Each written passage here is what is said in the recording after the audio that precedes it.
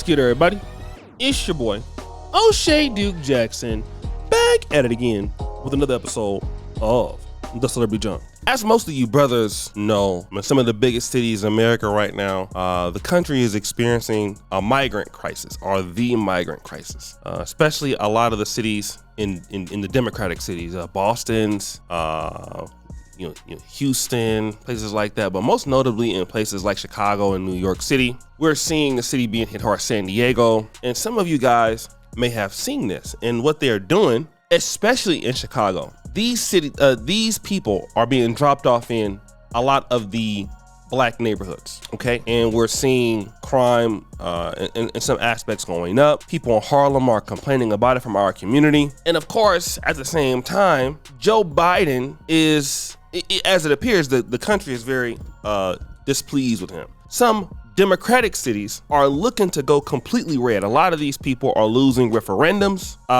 especially in the Chicagoland area. We saw that with Tiffany Henyard. Chicago Mayor Brandon Johnson, the Bring Chicago Home tax that was, insisted by the progressives was shot down. And then, they got Donald Trump thing. They're trying to bankrupt him. And all at the same time, we have Democratic pandering. Now, what is that? The Democrats don't want to give African Americans anything. This is something that we know. Joe Biden was very clear on reparations, or actually really wasn't clear. He kept changing the subject, okay? But when it comes to immigration, he's very clear as to what he wants to give other groups. I'm gonna play this clip for you so you know how clear Joe Biden is when it comes to giving people things from other communities. In your first 100 days as president, what will you do to create a pathway to citizenship for many undocumented immigrants? That is a big issue for the AAPI community. As you know, 1.7 million face deportation threats. Another 100,000 are young people who are affected by the DACA program. So 2 parts for you. What are you going to do to be more visible? And what do you say to the folks that think you're just going to be President Obama 2.0? And what are you going to do about immigration right when you get in office? On day one, I'm going to send a legislative immigration reform bill to Congress to provide a roadmap to citizenship for 11 million undocumented immigrants who contribute so much to this country, including 1.7 million AAPI. My immigration policy is built around keeping families together, modernizing the immigration system by keeping families, unification, and diversity as pillars of our immigration system, which it used to be. Ending Trump's cruel and inhumane policy at the border to rip children from their mother's arms. Take immediate action to protect dreamers, including the more than 100,000 eligible dreamers from East and South Asia. Rescinding the un-American Muslim ban immediately. Restoring refugee admission in line with the values and historic leadership of our country. Raising the target to a minimum of 125,000 people a year. All right, this is what Joe Biden clearly wants to give migrants, other people who are not you. They don't want to give you what you want, okay? Reparations, things that bring resources to the black family, to black neighborhoods, revitalize dilapidated housing and give that back to the community. They don't want to give you that. What do they want to give you? More of the buffoonery that keeps you behind. People like Glorilla. Now let me say this, and you guys know I'm known to be kind of hard on women, hard on the black community as a cultural critic and the men.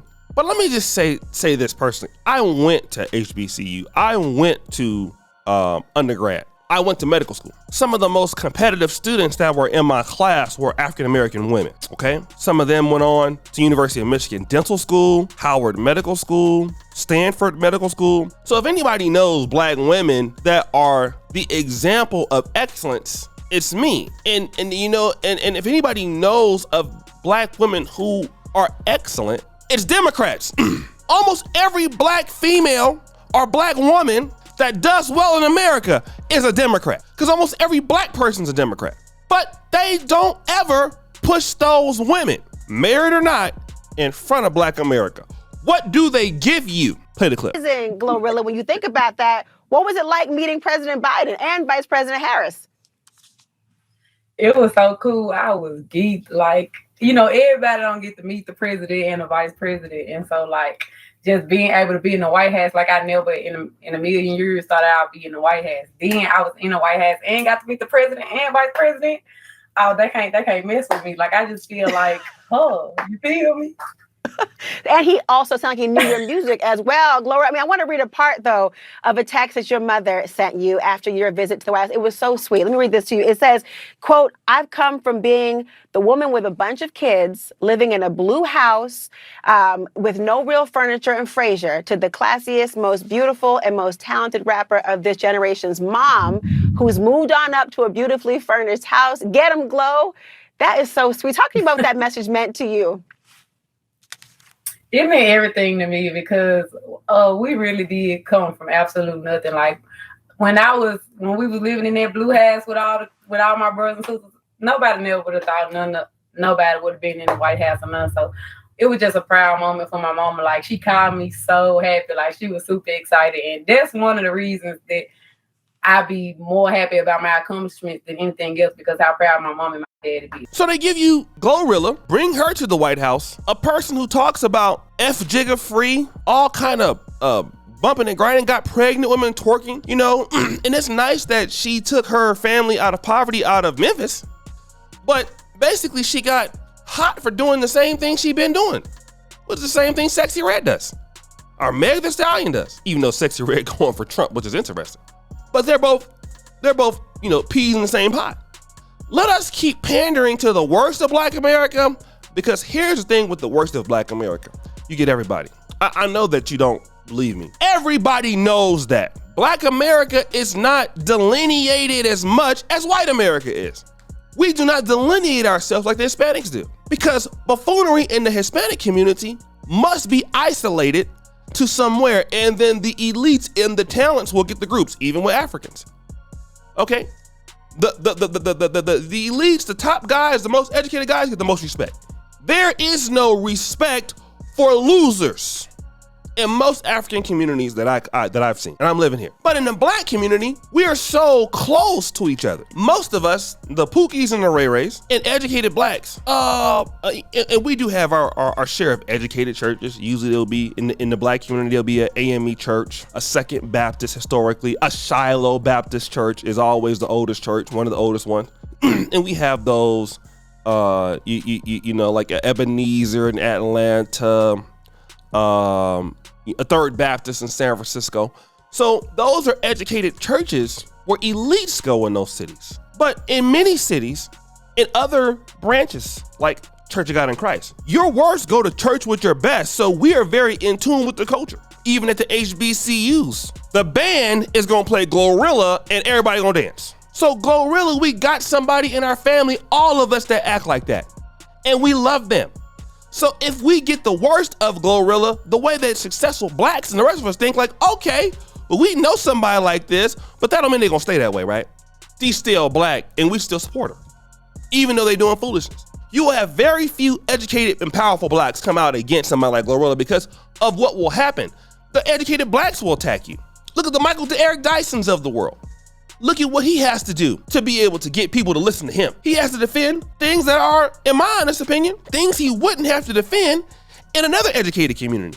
Same thing with a lot of the Democrats. In this particular case, what we're seeing is, let's pander at the last minute. Let's use all the entertainers, the LeBrons, the Cardi B's. Well, I think Cardi B mad at Biden. Glorillas. These are the people that we wanted to fail anyway. So let's continue to fail by pushing this narrative so they will continue to vote for us, because why? People who are not educated will vote without thinking. She don't even know politics. She was asked in an interview, well, what is your political stance on Biden? I don't want to get into politics. She doesn't know it. Now, I'm not going to say I'm a person that understands politics, but I'm quite sure to the level I know it more than she does, because Glorilla's life ain't about politics. It's about buffoonery. It's about dustyism. And then they put these Black people up here, Black men or Black women, to be able to galvanize the entire Black community because they can get everybody with the Pookie, because we all love Pookies. We gotta know, don't snitch policy. Don't be hating on nobody. That's how we think. Then when we get mad when the groups don't respect us, because they shouldn't, we are not giving them anything that they should respect, and so we wanna get mad.